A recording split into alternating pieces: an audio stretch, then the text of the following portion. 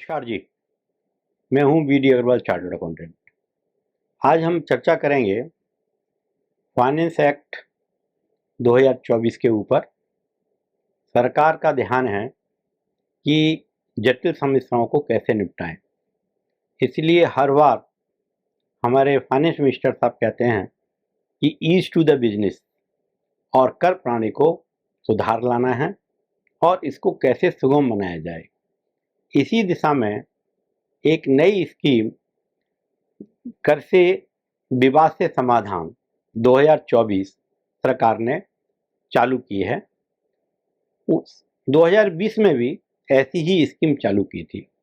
इसका उद्देश्य है कि जो मैटर अपील में पड़े हुए हैं, appeal first appellate authority that is CIT appeal, ITAT, high court, supreme court और DRP के अंगेंस्ट जहाँ भी जो मैटर पड़े हुए हैं उनको निपटा लें।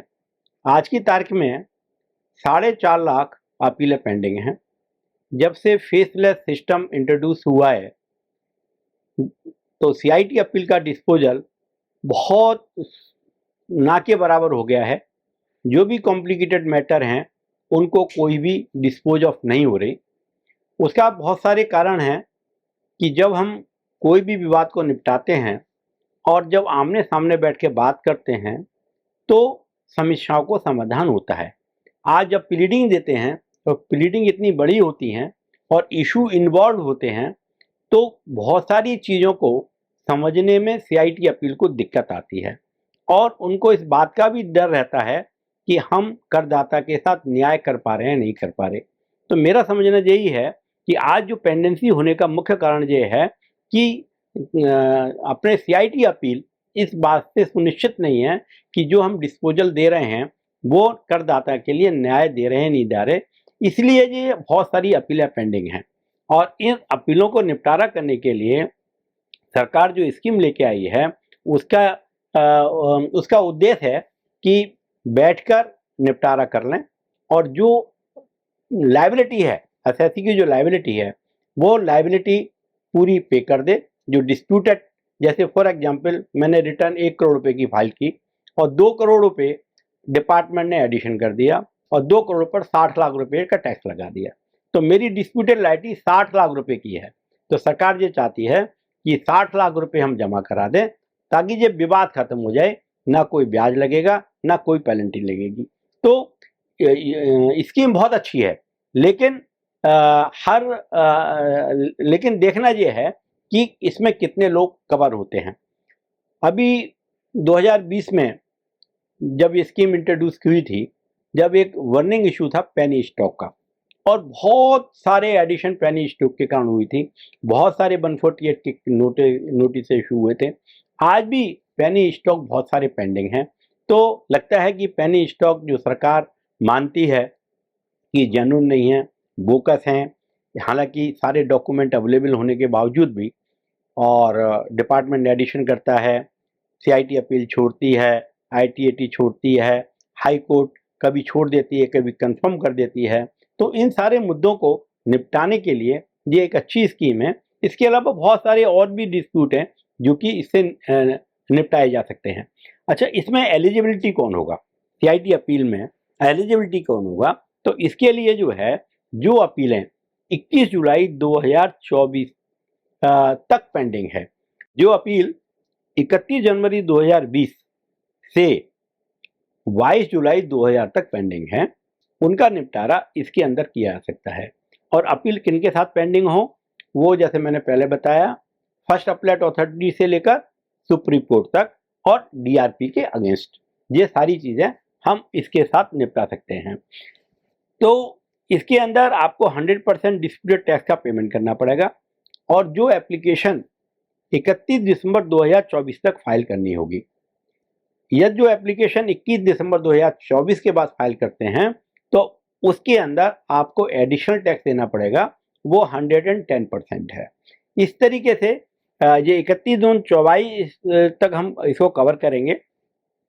ऐसे स्कीम बना रखी है कि भाई जैसे जैसे 31 दिसंबर 2024 तक हम इसको फॉलो करेंगे तो आपको 100% देखना पड़ेगा 31 दिसंबर 2024 के बाद देंगे तो 100%, 110% टैक्स देना पड़ेगा। इसी तरीके से ब्याज है और पेनल्टीज हैं। यदि हमने 31 दिसंबर तक मैटर अप्लाई कर रखा है तो 25% इंटरेस्ट और पेनल्टी का, और यदि उसके बाद करेंगे तो वो राशि 10% बढ़ जाएगी। इस तरीके से सरकार ने ये व्यवस्था की है ताकि टाइमली कंप्लायंस हो जाए। इसका प्रोसीजर क्या है? प्रोसीजर बड़ा सिंपल है। एक स्पेसिफाइड फॉर्मेट में आपको एप्लीकेशन देनी होगी और एप्लीकेशन देने के 15 दिन के बाद आपको डेजिग्नेटेड ऑफिसर एक सर्टिफिकेट इशू करेगा और आपकी डिमांड डिटरमाइन करेगा। उस डिटरमाइन को आपने 15 दिन के अंदर जमा करना है। ये सर्टिफिकेट होगा एक तरीके से कि आपकी इतनी डिस्प्यूटेड लायबिलिटी है और आप इतना जमा करेंगे। कौन लोग इसके लिए एलिजिबल नहीं हैं? वो लोग एलिजिबल नहीं हैं जिनके मैटर सर्च एंड सीजर में हैं, प्रोसिक्यूशन लॉन्च हो चुका है एप्लीकेशन फाइल करने से पहले, source of income outside India located है, source of asset outside India located है, और वेयर द असेसमेंट और reassessment has been completed on the basis of information received under double taxation avoidance. Double taxation avoidance क्या है कि country ने India ने बहुत सारी कंट्रियों के साथ डबल टैक्सेशन एग्रीमेंट कर रखा है, जिसके अंदर यदि आप मान लो आपने अमेरिका में किसी इनकम पे टैक्स दे रखा है तो वहाँ जो टैक्स लगा है उसका क्रेडिट आपको इंडिया में जब इनकम आपकी कंप्यूट होगी उसका डिडक्शन मिलेगा। तो यदि कोई इंफॉर्मेशन उससे रिलेटेड है तो वो सर्च एंड सीजर इसमें अप्लाई नहीं होगी।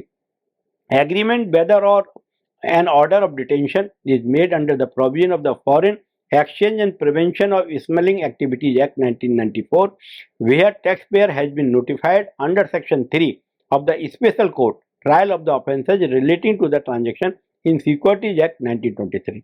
तो ये एरिया हैं जिसके एरिया के अंदर यदि आप आते हैं तो आप इस स्कीम का फायदा नहीं ले सकते। इसके अंदर यदि आपने कोई डिस्क्लोजर किया है, making a declaration under this scheme would not amount to conceding to the tax position of the taxpayer would be granted immunity from initiation of any proceeding including prosecution proceeding और imposition of any penalty और interest under any provision of the income tax act. यदि आपने ये scheme को avail किया है तो आपको एक इम्यूनिटी है कि आपको प्रोसिक्यूशन नहीं होगा और आपकी कोई डिमांड नहीं आएगी। तो जो भी डिस्प्यूट्स हमारे डिपार्टमेंट में हैं उसको हमें रिजॉल्व करना चाहिए। और क्योंकि क्या है, लिटिगेशन कॉस्ट भी आज की तारीख में बहुत ज़्यादा है, तो निश्चित रूप से जो अच्छे टैक्स पेयर हैं और विवाद से ये निपटारा करना चाहते हैं तो मेरे ख्याल से इस स्कीम को अवेल करना चाहिए। धन्यवाद।